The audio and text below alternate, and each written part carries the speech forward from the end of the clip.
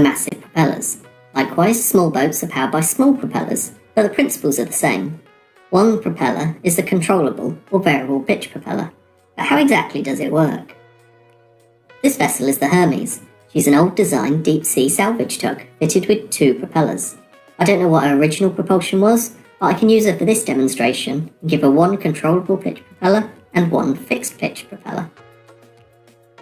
When they're spinning away like this, it's hard to see anything much, so let's slow it down and look at the controllable pitch. Like this, she's running ahead. The propeller blade is cutting the water and propelling it backwards. This is no different to a fixed propeller. When running ahead, they look exactly the same. The difference comes when we want to reduce the speed. To reduce the speed of a fixed propeller, you have to slow the rotation. Very easy if you've either got a gearbox or an engine that can easily vary its speed. It's a bit harder when your engine likes to run at a constant speed. A controllable pitch propeller, on the other hand, runs at a constant rotational speed. To reduce the vessel's speed, you change the angle of attack of each blade instead.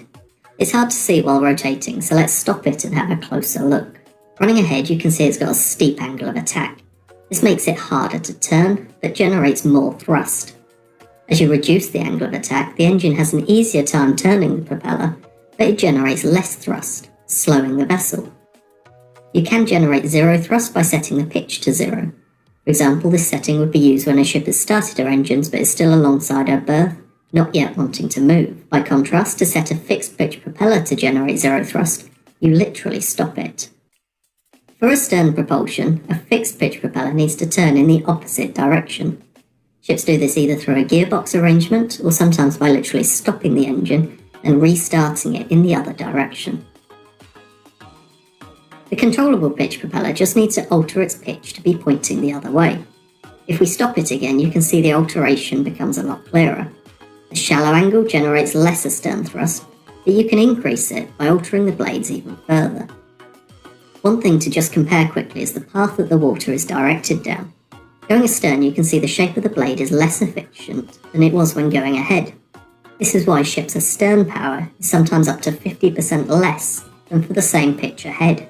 Fixed pitch propellers, on the other hand, don't suffer quite as badly, as they're effectively always at their maximum pitch setting.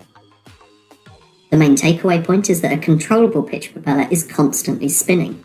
It's constantly generating a bit of water flow at the stern of the vessel.